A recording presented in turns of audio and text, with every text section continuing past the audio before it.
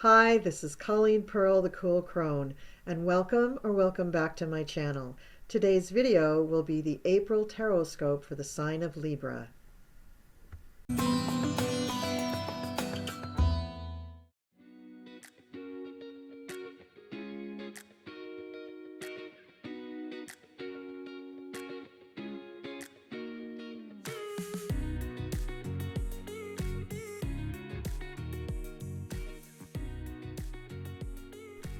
So Libra, this deck is a little dark. I hope you like it.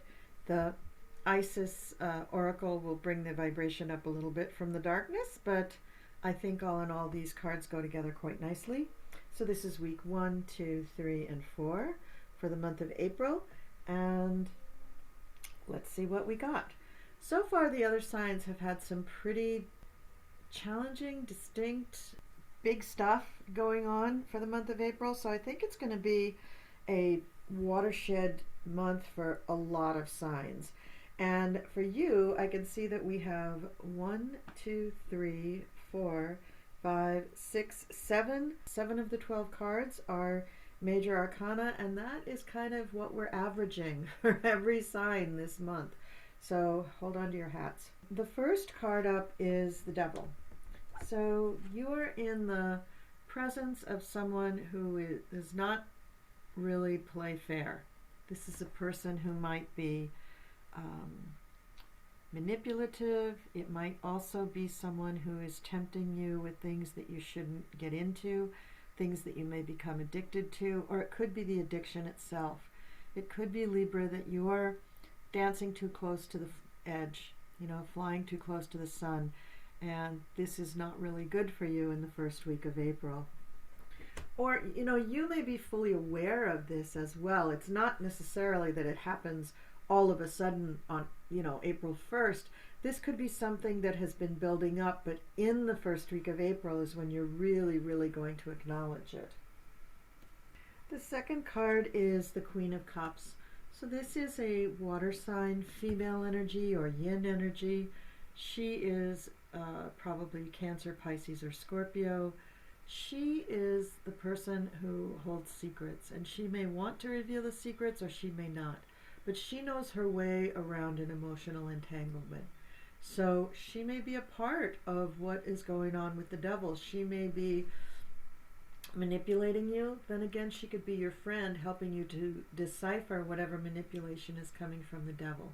So one way or another, this Queen of Cups is involved in what's going on with you for the first week, Libra. So I wouldn't count her out. I wouldn't underestimate her importance in what's going on. And then we have the Two of Wands. And the Two of Wands is usually needing to figure out your next strategy, your next move. So in this deck, the Two of Wands has a little bit different meaning. It's saying that this is indicating a leap of faith. A leap of faith, deep within the mind's eye. You have the strength to stand before the abyss and rise above it on wings of your newfound power. So I'm going to say that somehow the Queen of Cups, for better or for worse, is going to help you overcome whatever this evilness, this darkness, this addiction, this manipulation is causing you in this first card, in the Devil card, and that you are going to rise above it, and the only way that you can do that is with faith. All right, let's move on to the second week. So the second week starts with the King of Wands, and the King of Wands is going to be a fire sign, yang, masculine energy. It's going to be Leo, Aries, or Sagittarius. There we go.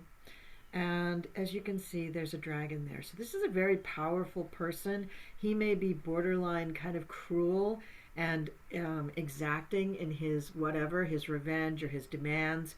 And so you do want to be a little bit careful with this guy, unless this guy is fighting for you. Now, I'm saying he just because it's a masculine energy. He very much could be fighting for you, and he could be defending you. Usually kings are people who are at the top of their game and getting ready to retire, to cut out, to leave the existing situation because they're finished. They've reached that level of mastery. They don't have to prove themselves anymore, and it's the time of their life where they want to move on to a life that is more simple, more laid back, more pleasant. In other words, retirement. Now the next card you have is very interesting. It's right next to the Queen of Cups, and you've got the Knight of Cups. And I just want to point out here in this grid that I've set up for the cards, going across the middle of each week, it's the Queen of Cups, the Knight of Cups, the King of Cups, and then the World, which is going to be coming up. So let's look at the Knight of Cups, Chevalier de Coups. So the Chevalier de Coups is saying that they will be your defender, but they're defending with a great deal of emotionality. So let's take a look and see for the cups what this person is doing for you. So this is somebody who is waiting for their lover. In cold, dark chambers she waits, her imagination awash with romantic ideals. She remembers days of sun and poems on the lips of her lost suitors. So this is somebody who is trying to rekindle the past, rekindle lost romance, and maybe they have a love for you from the past. So between this King of Wands and the Knight of Cups, I think you have two very powerful defenders. Although you wouldn't want to be on the receiving end of their defense.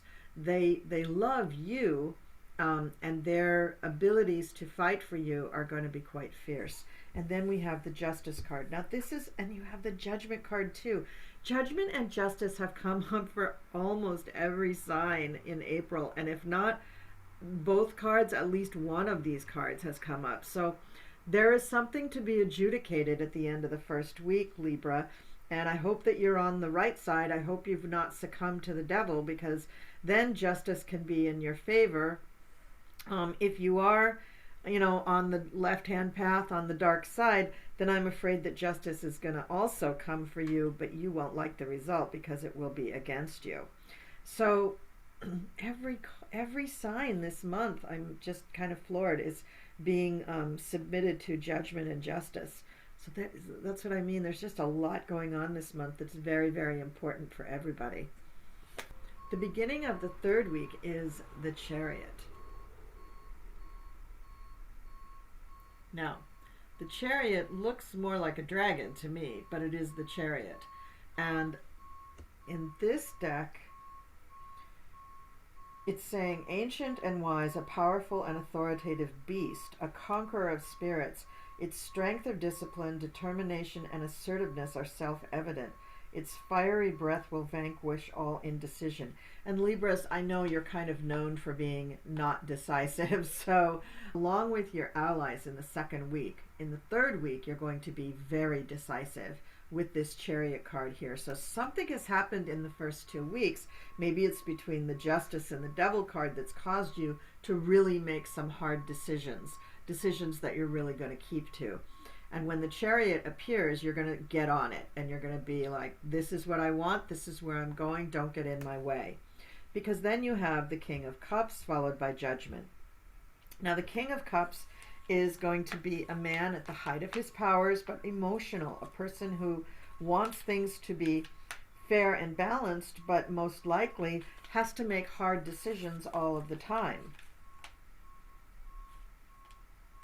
He has a great deal of wisdom due to his time on the planet, and he will give you solid advice, solid information, and he'll understand where you're at. He'll understand your needs, but you have to show him a lot of respect. He is emotional, so if he doesn't get the respect that he's looking for, he's going to lash out.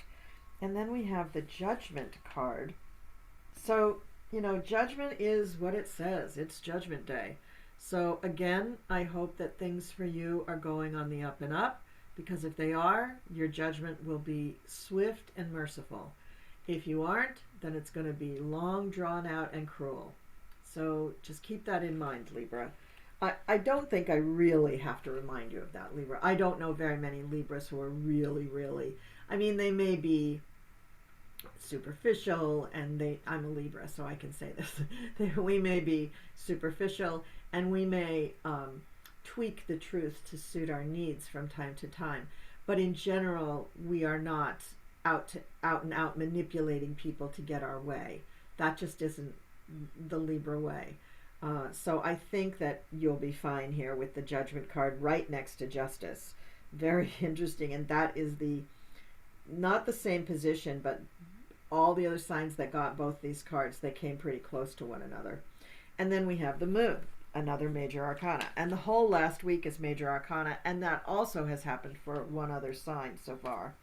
So we have the Moon, which of course tells us that there are things that are hidden, there are things that are indecipherable, there are things going on that you can't necessarily know. This also encourages you to dream the dreamer's dream. And the dreamer, of course, is the Fool. So this encourages you to go within, to search your heart, to go with your dreams, and to understand that your dreams can come true, but they're not manifesting instantaneously. Also, it says the secrets that you hold are your secrets. You don't necessarily have to share those secrets with everybody. And then we have the World. So something is coming to an end. And I would say with the Justice and Judgment card here that it's going to be very clear to you what is coming to the end. You'll know by the end of the second week of April what is truly coming to an end. And the acceptance of that, the recognition of that ending, and the acceptance of how profound that is in your life will become clear at the last week of April. So at the end of the month, you will be well aware that you are in the end phase of whatever this chapter is in your life. And then we have the High Priestess. The artwork on these cards is just amazing. It combines so many of my favorite things. Power, dragons, horses, fairies, wings, the dark, the occult, all that other stuff.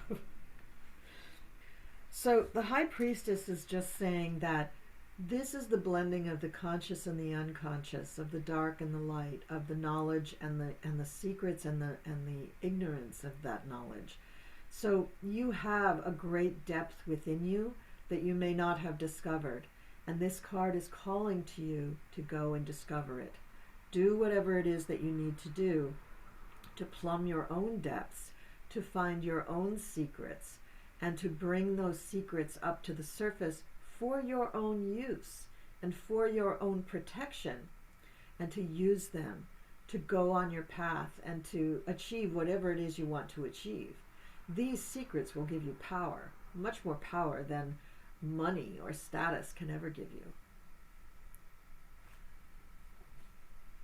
Okay, now another card fell out of the deck, the Nine of Pentacles. So let's take a look at that. Well, here's the card if you want to see.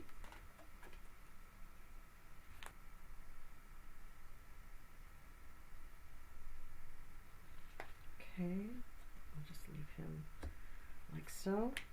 So this is very interesting. I'm just going to read it to you because their descriptions for the cards are just so different from what I'm used to. I love them. Some of them go right in line with Rider-Waite, and some of them are just really amazing, just amazing. This is one of them. These grounds of my ancestral home now lie in ruined decay, and yet, with mine eyes, I still walk its majestic corridors with my head held high. My determination, nightly, to never to spill my ghostly tears at the things fondly remembered. All these descriptions are so poetic. I could never do them justice just extemporaneously. Or maybe I could at some point if I really read these cards for a very long time and get really, really good at remembering what it is that they say. But just amazing cards, amazing images and imagery. It's just beautiful, beautiful, but it pulls you in. It pulls you into the tarot. It pulls you into the exotic beauty of the subconscious realm. Oh, fantastic. And then for your oracle card, you got Mother of Life, Nourishment of the Golden Grain Mother. There we go. Without my ring light reflecting off it. Okay, and I'm going to put her here. So this card is saying that you are living a life, but you could live a life much more fully. That if you awaken to what's really around you, you will be amazed and you will feel like you have only been living a half-life up to this point.